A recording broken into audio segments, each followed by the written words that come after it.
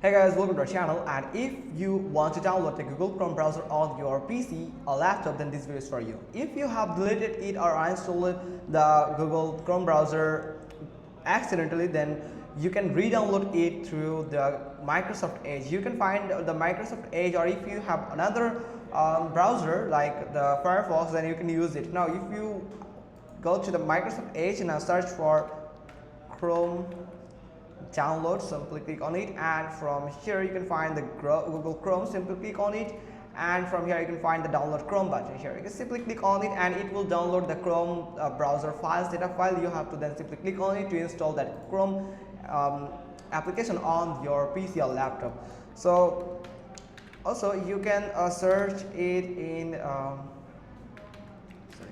but Chrome is actually isn't available in the Microsoft Store. That's why you can actually find the Chrome browser, but you can find the Mozilla Opera browser or Brave browser from here. So that's the only way that Microsoft Edge can help you to download the Google browser.